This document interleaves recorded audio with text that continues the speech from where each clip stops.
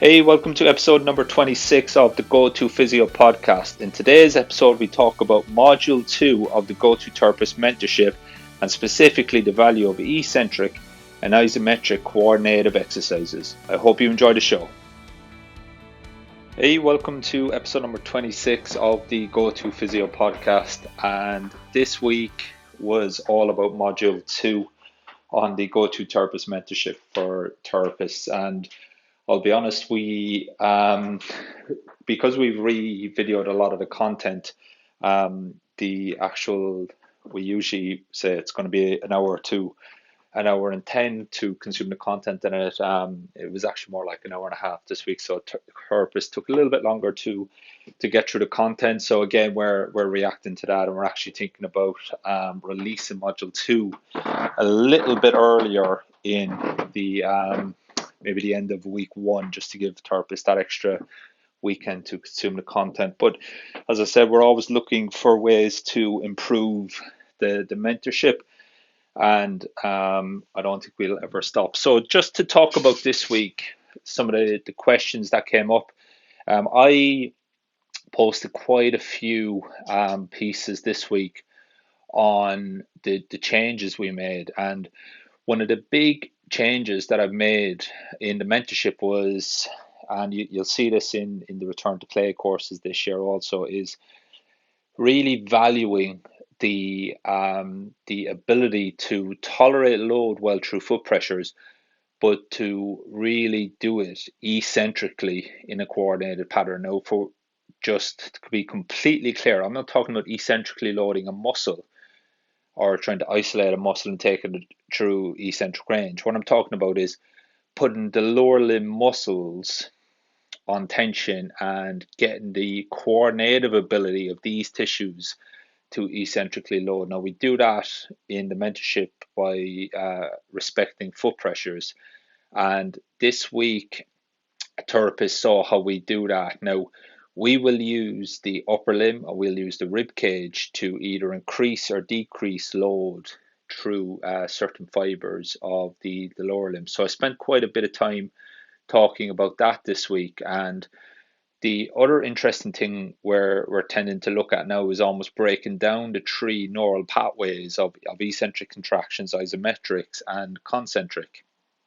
And the concentric component, which if you look at a lot of therapists, they'll do the concentric component or train muscles concentrically very, very quickly in their rehab programs, and certainly that was me a few years ago. Whereas now, what we're doing in module 2 is we're actually looking at, as I said, getting that eccentric coordinative ability and spending time under tension of all the tissues, distributing the load evenly throughout the lower limb.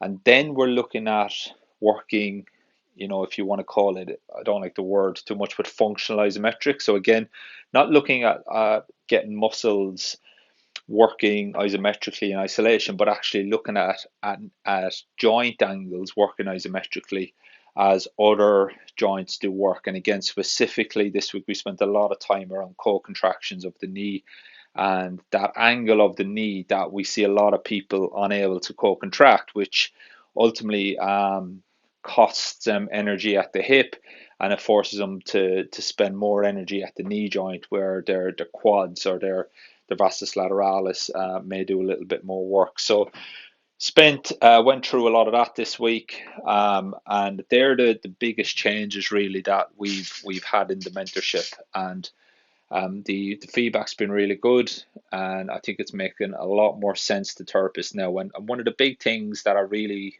wanted to change up with the eccentric component is because that's the kind of the movements that a lot of people are going to have to tolerate load, especially when they go to pick their kids up, when they go to pick their groceries out of the car, etc., or to get up and down from the ground, etc. So I think it's worked really well. I put quite a long post in this week talking about the physiological reasoning behind the exercises, and we also had therapists coming out with some videos of their own variations of the exercise, which is really what I love doing, what I love to see, because that means that they understand the principles. Then effectively you can make any exercise, you can tweak any exercise to fit the physiological principles, and that's very empowering for therapists. So you're not just kind of see an exercise and take it. You actually understand what it's trying to achieve, and you can change it to meet the demands of a specific patient. We also, in module 2, obviously we covered the objective assessment again.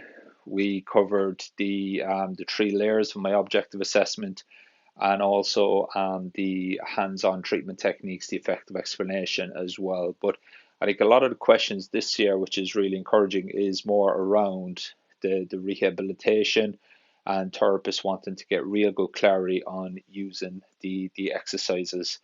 And then finally this morning we had a really good question from a therapist about using our hamstring load tolerance test. So I've got a couple of tests in the mentorship where, to get the patient from the bed up into standing and to know that we can control these knee angles under isometric conditions, I have a couple of tests on the bed that I like to use. And one of these tests, we look at hamstring load tolerance, where we put the person in a modified bridge. We put them in a position where it's very hard for other tissues to do work, such as the extensors, such as the calves, and then we get that person to hold that position. And what we're looking for there is any kind of cramping in the hamstrings, any cramping in the calf, or other parts of the body. We really want to see, ultimately, can the person tolerate high levels of low tolerance to the hamstring tissues. And as one therapist found today, that he was doing a bit of hands-on work, and he was doing exercises, but he just couldn't get the person's hamstring to stop cramping. And then what was really nice today is that actually a therapist chimed in and said, well, what about looking at the rib cage position and getting the rib cage mobility? And that was really encouraging for me, because it means now that therapists are starting to understand how the whole body reacts. So again, the pelvic position, the rib cage position, is very important, because that's going to influence the length tension relationship. So he's tried his hamstring work.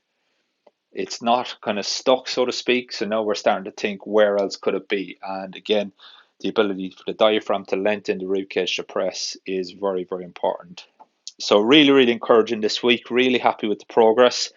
And as I said, we will see where we go next week when we go into the upper limb, which again, it's quite a unique approach in the upper limb, and I'm excited for the therapists to see. So head over to www.thegotophysio.com/blog, and you'll see all the accompanying clips and little bits of behind the scenes in the Go-To Therapist Mentorship this week.